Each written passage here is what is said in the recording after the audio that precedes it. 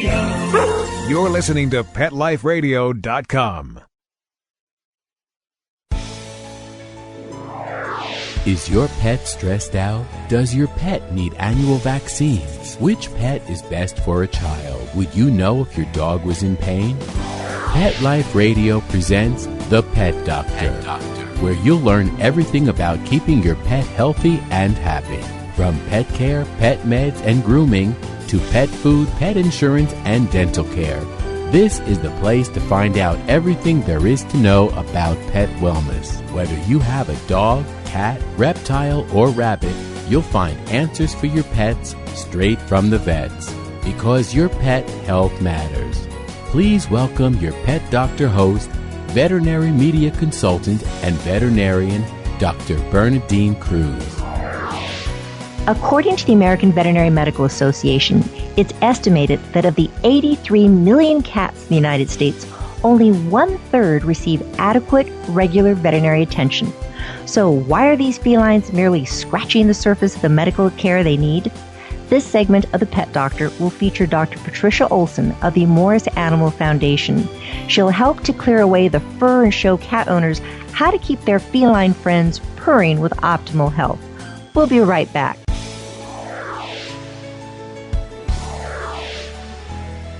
Please have a seat in the waiting room. The doctor will be with you shortly, right after these messages.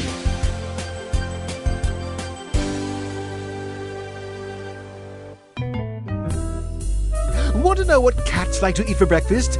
Mice Krispies, of course. Learn everything there is to know about cats on Catitude with your host, Tom Dock.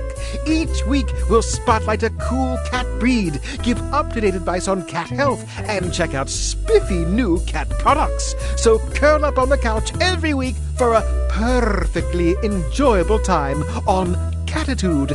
Every week on demand, only on PetLifeRadio.com.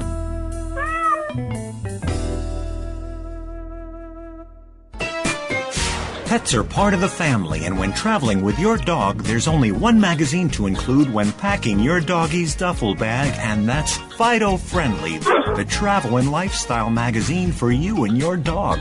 Each bi-monthly issue includes hotel, city, and state reviews, and doggy destinations to explore with your furry companion. Fido Friendly magazine can be found at Borders, Barnes & Noble, PetSmart, Pet Boutiques, and Fido Friendly hotels nationwide.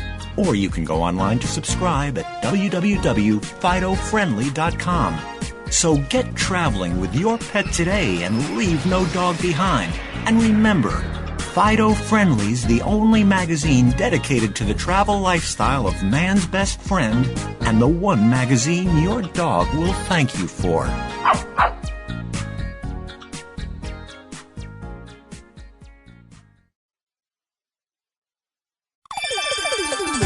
Let's Talk Pets on PetLifeRadio.com.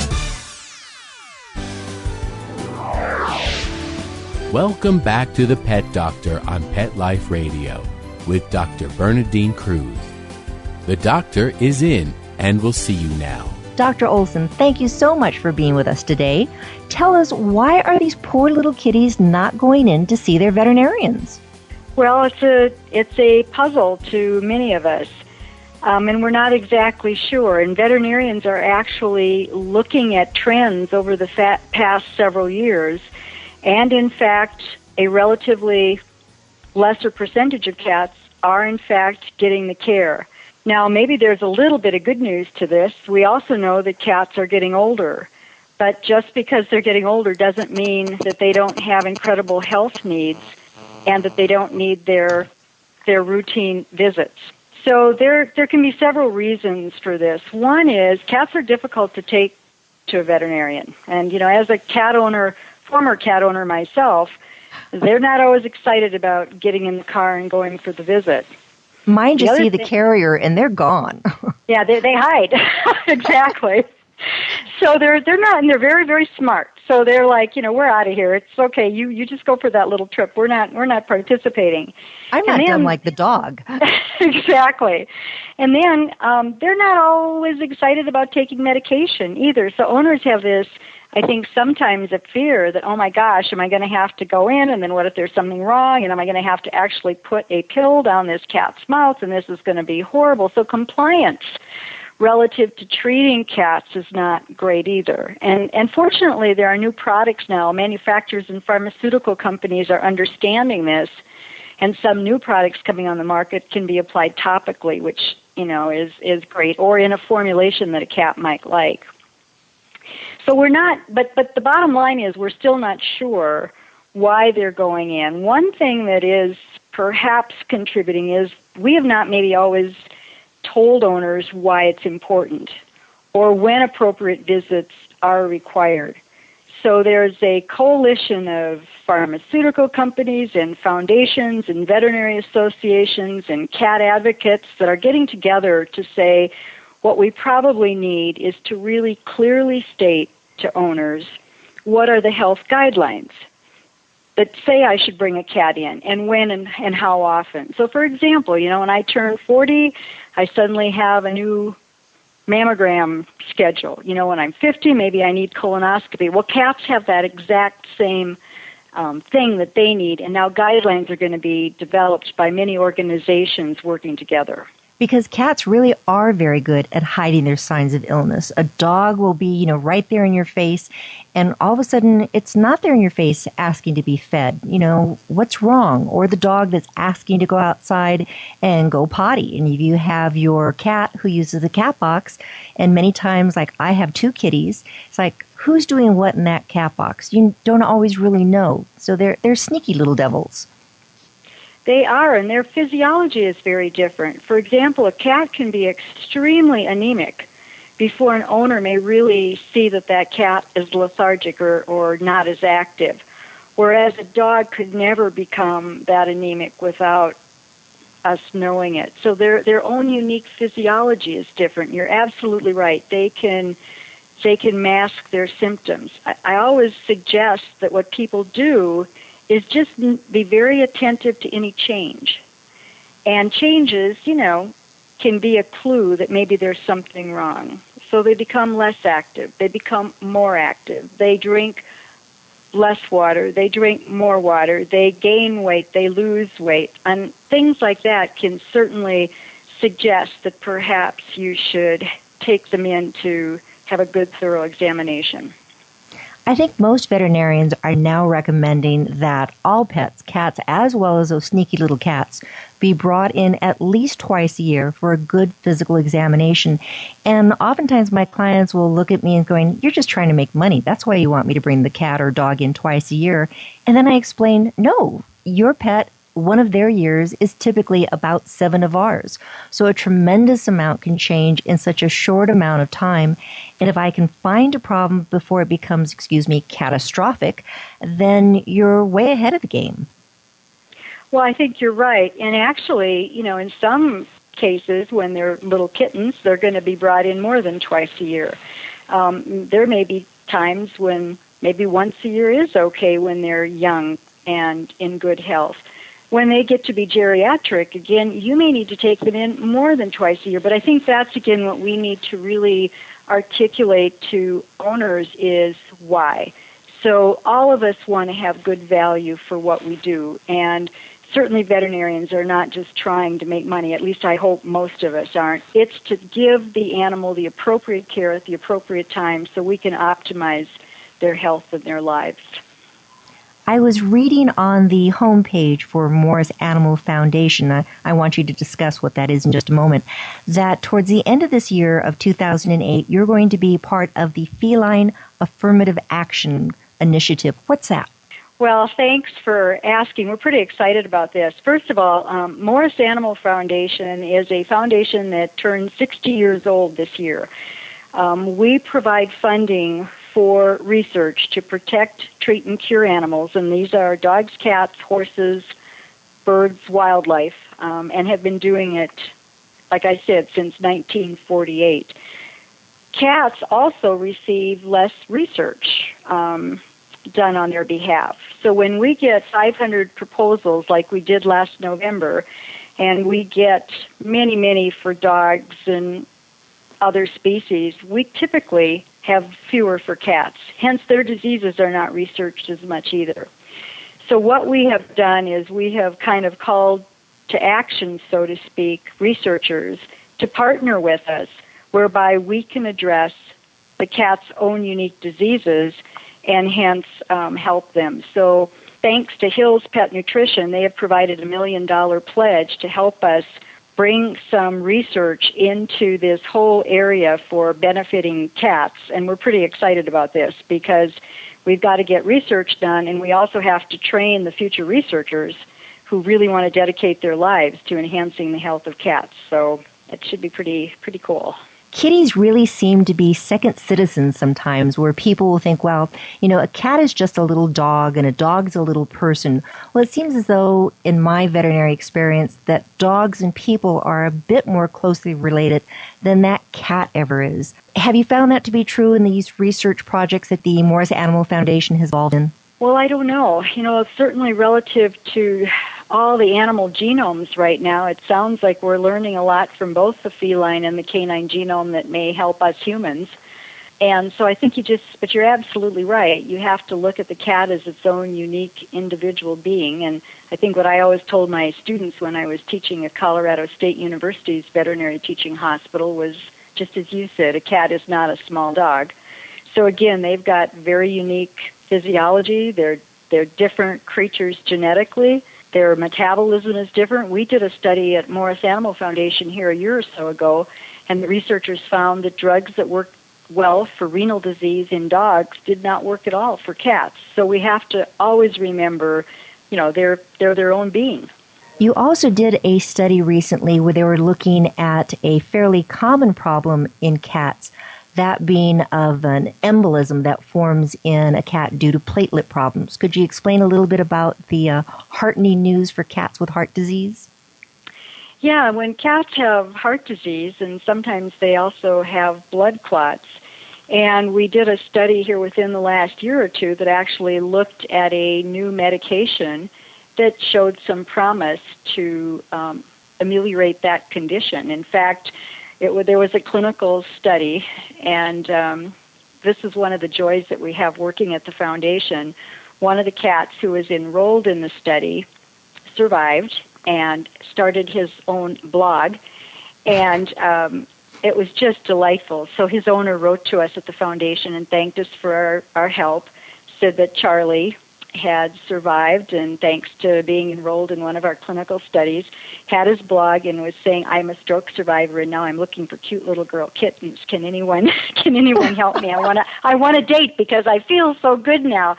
So these are the wonderful things at the foundation. We get animals writing to us and thanking us, and people writing and thanking, and it's just so heartwarming that after we get one of those, we're just invigorated to go out and do more good work. So that was a fun study. Well, we've been talking with Dr. Patricia Olson of the Morris Animal Foundation about all the wonderful things that they're doing for cats and why our kitties do need to get in to see their veterinarian at least twice a year to keep them purring with health and contentment.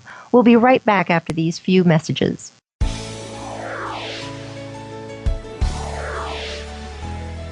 Please have a seat in the waiting room. The doctor will be with you shortly, right after these messages.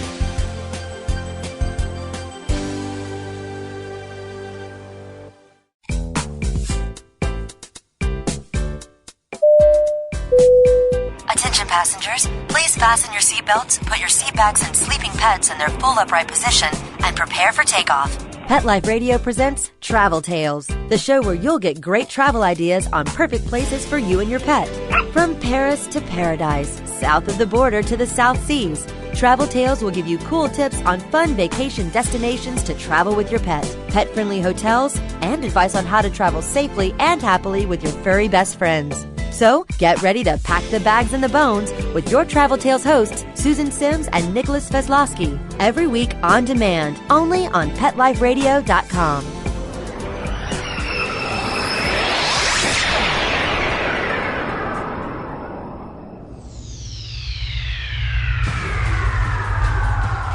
Greetings, human. What planet am I on? Welcome to Pet Planet. Here's a copy of Pet Planet Magazine, Florida's most informative and fun pet resource magazine. It features heartwarming stories and informative articles from local and national pet experts. Excellent. Pet Planet Magazine offers Operation Planet Rescue, helping rescued pets find new homes. And it's available at 500 locations in South and Central Florida and 24/7 on the internet at petplanetmagazine.com. If you're out and about with your pet, you may be featured in paparazzi, candid pictures of you and your pet. For up-to-date pet-friendly events, activities, and pet-related services and products, Pet Planet Magazine is your final destination. I shall take this magazine home with me. Back to your home planet? No, to my condo in Boca. Pet Planet Magazine. Check them out at www.petplanetmagazine.com or 352-394-8578. It's out of this world.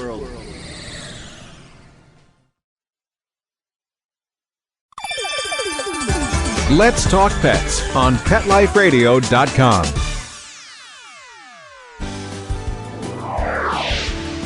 Welcome back to the Pet Doctor on Pet Life Radio with Dr. Bernadine Cruz.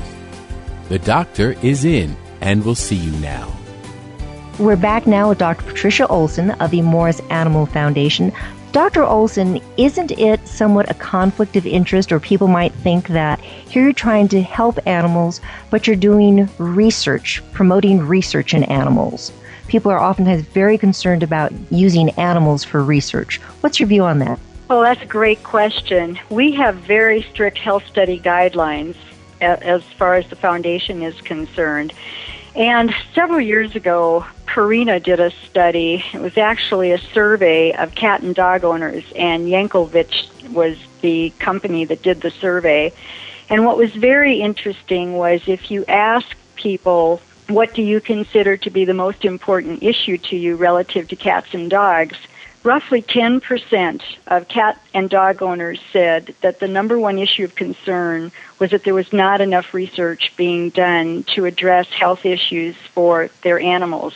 Now, having said that, though, the public definitely wants the research to be humane and does not want any animal to suffer in any process. So a lot of what Morris Animal Foundation funds are like clinical trials.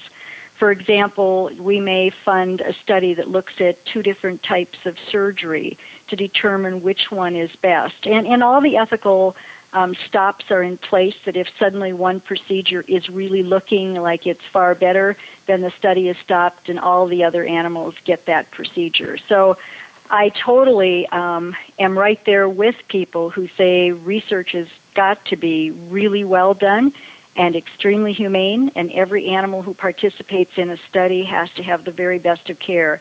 Otherwise, it shouldn't be done at all. You were also mentioning earlier on that the Morris Animal Foundation helps not just cats and dogs, but also wildlife. What type of projects do you have for wildlife? Well, we're actually funding this year research that addresses the needs in 35 species. So that's amazing, just the numbers. But let me tell you some of the things that we have done that I think your listeners will recognize. We provided the research funding that developed the reproductive techniques that are allowing all these little baby panda cubs to be born in captivity. And we just heard a couple weeks ago that there is hope that by the year 2015, pandas will no longer be the endangered species that they are right now. We also have a study in Africa, Central Africa, which started in 1986 after Diane Fossey came to our founder's daughter, Ruth Kiesling, and said, "Can you help me? The mountain gorillas are endangered, and there are only a couple hundred left." We've been funding that project ever since, and the good news is, in spite of wars and poaching and all sorts of horrible things, those numbers are now up to roughly 700. Another study that we did, which I think is very exciting, it took us 20 years, 2 decades, was to try to determine why sea otters were dying off the coast of California. And researchers identified that, here's something that your cat owners will relate to, some owners were flushing kitty litter down the toilet, and the cat is a carrier for toxoplasmosis, and while it may not show signs of illness, it was actually running off into the ocean and causing a neurological disease and killing sea otters. So California now has legislation saying don't flush the kitty litter down the toilet because we want to save the sea otters. So those are some examples of what we do for wildlife. And again, all of our species are part of this one world, one health, and we're pretty excited that we can help them all. This is amazing, all the things that you're doing. People may go, toxoplasmosis. Now, that kind of sounds familiar. Where have I heard that? And that's the disease that women have to be so careful as they're working out in the garden, digging in the dirt, or cleaning out their cat box. That disease can then get into their body if they're pregnant and affect their unborn fetus. So that's something I have to listen to. I'm not sure if you saw this, but it was actually listed on one of my blogs that I received that cats could actually lower the chance of people having heart attacks and strokes. So they did an extended study, and these were some findings that were basically just released from the American Stroke Association from their meeting in New Orleans. And they found that if you owned a cat, if you did not own a cat, you had a 40% greater chance of having a heart attack than cat owners did. And if you had a dog, it didn't make any difference whatsoever for your heart attack or stroke risk. So if somebody wants to really take care of their health, the answer is have a cat. I think the human-animal bond work that's been done has just been so delightful, and some really good works. One of my favorite studies was by Karen Allen, where she looked at married couples and actually gave one member, one part of the couple, a stress test, and it was like a math test, and then did it with the spouse present, alone, with the dog present, with the dog and the spouse. And of course, everybody always knows what the answer is. The lowest stress was when you did the test with the dog, and the highest when you did the test with your spouse. And so some of these studies are just a kick, and they tell us what we all know, is that cats, dogs are such an incredible part of our lives. And they're happy to see us, and we're happy to see them, and no wonder that our blood pressure drops after coming home from a hard day at work and seeing them. I would definitely agree with that. If people wanted to learn more about the Morris Animal Foundation, where can they go? Go on our website. It's www.morrisanimalfoundation.org. And you can click on different species, so whichever species you're interested in. It will detail our studies, our successes. Owners can go into a community section and actually talk to each other or do whatever you do on community sections. I'm hardly computer literate, so cats blogging and things like this are beyond me. But it's a wonderful website, very interactive. We have scientists there who share their personal stories as to why they're doing the research that they are, so I think your listeners would really enjoy that. So it's a great way to be educated, a great way to help the environment, your cat, your dog, the pandas. We're all intertwined. So Dr. Patricia Olson of the Morris Animal Foundation, thank you so much for being with us. And hopefully more people will go to morrisanimalfoundation.org and find that they too can help the creatures that they live with. Again, Dr. Olson, thank you for being with us. Thank you so much for having me. You've been listening to The Pet Doctor on Pet Life Radio. Stay tuned next week for some more interesting stories of how animals affect our lives. Pets can be a wonderful addition to your life. Because they're a member of the family, keeping them healthy and happy is important. Pet Life Radio presents The Pet Doctor with veterinary media consultant and veterinarian Dr. Bernadine Cruz. Whether you have a dog, cat, reptile, or rabbit, you'll find answers for your pets straight from the vets.